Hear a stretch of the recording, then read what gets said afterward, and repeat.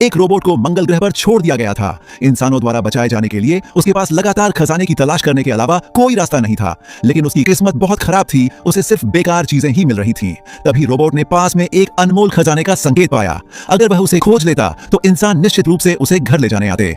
शाओकुन की उम्मीद फिर से जाग उठी। वह तुरंत लक्ष्य की ओर बढ़ा, लेकिन किस्मत साथ नहीं दे रही थी। दर्जनों जगह खोदने के बाद भी कुछ नहीं मिला। सांझ के समय शाओकुन को एक प्राचीन अवशेष मिला। उसने थोड़ी देर उसका निरीक्षण किया और अचानक एक लेजर किरण चलाई। 100 मीटर दूर की चट्टान टुकड़ों में बिखर गई। आखिरकार शाओकुन को कोई कीमती चीज मिल गई। इस सुरक्षित खोज के साथ वह आगे बढ़ता रहा। मेहनत रंग लाई शाओकुन को। अंततः वह अनमोल खजाना मिल गया, लेकिन लोहे का बड़ा टुकड़ा हटाने से पहले ही उसकी पीठ में सिहरन दौड़ गई। न जाने कब उसके पीछे एक विशाल घन क्यूब आकर खड़ा हो गया। पल भर में शाओकुन और वह लोहे का टुकड़ा उस दरार में खिंच गए। जब शाओकुन को होश आया तो उसने खुद को उस विशाल घन के भीतर पाया। उसकी हैरानी का ठिकाना नहीं रहा जब उसने देखा कि उस घन की आंतरिक संरचना सिकुड़ रही थी। शाओकुन अब कबाड़ में बदलना नहीं चाहता था। उसने तुरंत हाल ही में पाया हुआ एलियन अवशेष निकाला और विशाल लोहे के ढेर को चकनाचूर कर दिया। हालांकि इस प्रक्रिया में उसे चोट भी लगी। उसी क्षण एक नक्शा उड़कर उसके हाथ में आ गिरा। शाओकुन ने सिर घुमाया और तुरंत उत्साहित हो उठा।